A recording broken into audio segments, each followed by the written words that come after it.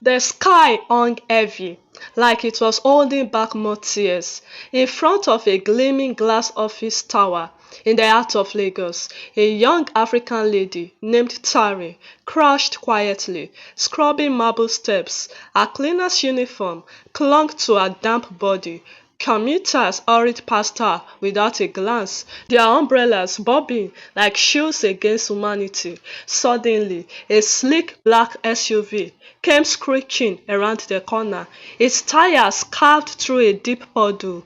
A wave of muddy water exploded outward and smacked Tari squarely in the face. Her body jerked. She gasped. The dirty water soaked her from head to toe. A car door slammed, and then came the voice, sharp, dismissive, unbothered.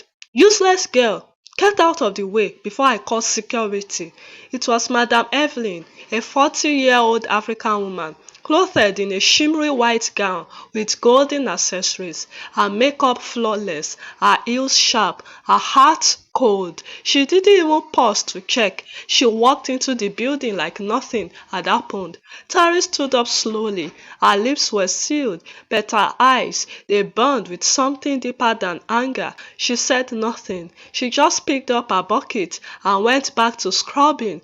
Nobody knew who she really was. Every morning, Tari arrived before dawn. She mopped the floors, scrubbed toilets, wiped windows, and when the offices came to life, she disappeared into shadows. People saw a cleaner, but nobody saw the woman behind the uniform. She lived in a tiny room behind a bakery, one mattress, one kerosene lamp, a few books, but she had dreams, silent ones, and a secret past no one would believe. Tari had not always been a cleaner. Once, she had lived in a mansion with high ceilings, bookshelves full of leather-bound volumes, and a father who kissed her forehead every night. Her name had once carried weight, Tari Ayola, daughter of the respected Chief Ayola. Her father had served his people. He had dreams for her, but dreams can shatter fast. First, her mother died of illness. Then, her father remarried a striking woman named Evelyn, a woman whose beauty masked ambition. Soon after, Chief Ayola passed too, and Evelyn's mask came off. She had Tari moved to the boys' quarters. Her clothes were stripped, her schooling cut. She was now just a girl in the house, meant to serve, meant to be silent.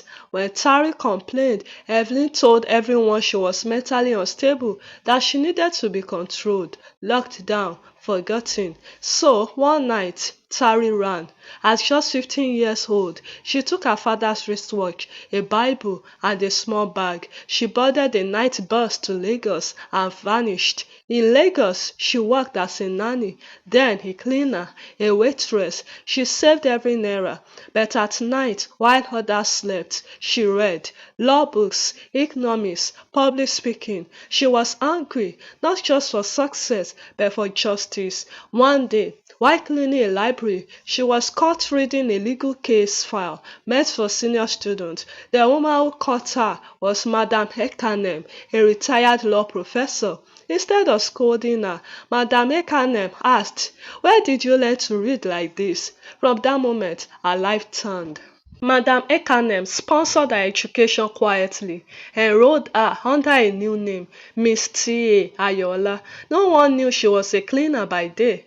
By night, she soared through school, her brilliance unmatched, her focus unshakable. She had one goal, to rise so high she would stand above every person who ever tried to bury her. Years passed. Evelyn, now even wealthier, had become infamous in the city. She attended high-end events. She was known for her arrogance, her cruelty, her corrupt connections. But the same Madam Evelyn was about to enter a business deal she couldn't manipulate. She attended a prestigious investment summit. The keynote speaker was young, commanding, poised, Miss T.A. Ayola. The moment Evelyn saw her on stage, something shifted. The face was older, more polished, but the eyes were familiar.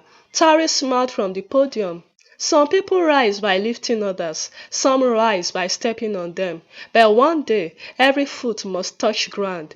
Evelyn's throat dried. She clapped nervously. She hoped it was coincidence. But fate had already set the stage. A week later, Evelyn was summoned for a private investor meeting. She arrived in her best lace gown, full makeup, her gold bangles streaming.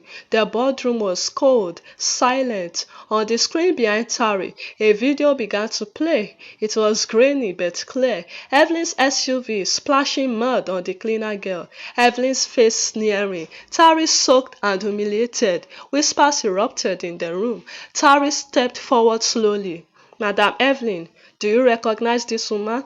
Evelyn's hands trembled. I didn't know who she was. Tari took off her glasses, unpinned her hair, gasped. Silence. You still don't know? She said calmly.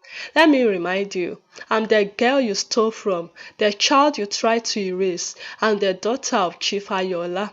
The silence was so loud it rang. You buried me in mud, but seeds grow in mud. And now I have returned, not for revenge, but for revelation. Evelyn fell to her knees, tears smudging her makeup. She begged, swore she had changed, promised to make it right. Tari looked down at her, not with hate, but with clarity. You will return what you stole. Not to me, but to the trust fund my father built for orphan girls like me. And you will resign from every board you sit on. Tari didn't scream. She didn't gloat. She just turned and walked out. Months passed. Evelyn disappeared from high society. Her husband quietly divorced her. The press uncovered more about her dealings. Her name lost its shine. Tari turned the old Ayola mansion into a home for girls. She called it the Phoenix House. Each girl there had a story, a scar, but in Phoenix House they had a future. One afternoon, as the sun bathed the compound in gold, Tari watched a group of girls laugh and chase each other through the courtyard. One of the cleaners greeted her with a smile. Tari smiled back, not as a boss, but as one who had walked the journey, had been broken, stepped on, forgotten. But mud had not destroyed her. It had fed her roots, and now she stood tall.